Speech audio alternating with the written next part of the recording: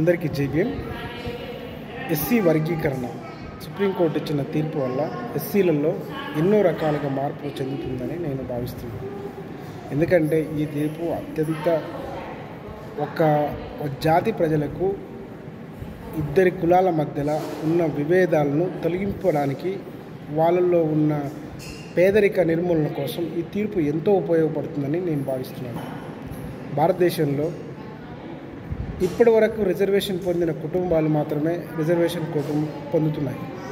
కొన్ని కుటుంబాలలో రిజర్వేషన్ పొందలేని కుటుంబాలు చాలా ఉన్నాయి. అదేవిధంగా కులాల వైజ్గా అంచనా వేసుకున్న కులాలు కొన్ని రిజర్వేషన్ పొందుకోలేని పరిస్థితిలో ఉన్నాయి.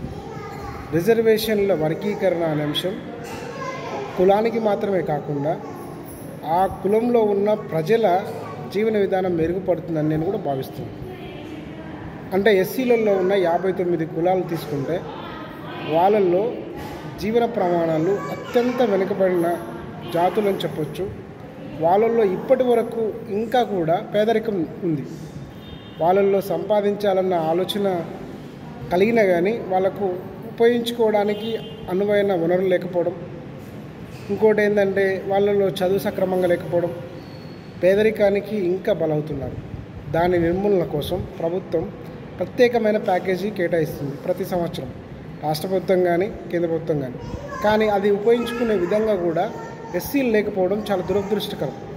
ఇప్పుడైనా రిజర్వేషన్లు వర్గీకరణ అయిన తర్వాత ఎవరికి రావాల్సిన వాటా వాళ్ళు తీసుకొని వాళ్ళ అభివృద్ధిని ఆసరా చేసుకొని వాళ్ళు ఎదగాల్సి ఉంటుంది. వాళ్ళల్లో కూడా పనితనం అనేది కూడా మెరుగుపడాలి, వృత్తి నైపుణ్యం పెరగాలి, ఎడ్యుకేషన్ పెరగాలి, ఎంప్లాయ్మెంట్ జనరేషన్ కావాలి. భారతదేశంలో ఉన్న కులాలలో ఎస్సీల యొక్క పేదరికమే అత్యంత ప్రధానమైన అంశం. ఎందుకంటే ఈ జాతి ప్రజలకు చెందాల్సిన వనరులు సక్రమంగా చెందలేకపోవడం, రావాల్సిన బడ్జెట్లో ఉన్న కేటాయించిన అమౌంట్ కూడా చెందలేకపోవడం, ఇలాంటి కారణాలు చాలా ఉన్నాయి. ఎస్సీ వర్గీకరణ అయిన ఎంబడే ప్రభుత్వం కూడా బ్యాక్లాగ్ పోస్టులన్నీ ఫిలప్ చేయాలి. ఎస్సీలకు కావాల్సిన ఫెసిలిటీస్ను వాళ్ళ స్థితిగతులను ఆలోచన చేసుకొని ఒక డాక్యుమెంటరీ తయారు చేసి వాళ్ళకి కావాల్సిన ఫెసిలిటీస్ కేటాయించాలి. వృత్తి నైపుణ్యం అనేది చాలా ఇంపార్టెంట్ అయిన అంశం.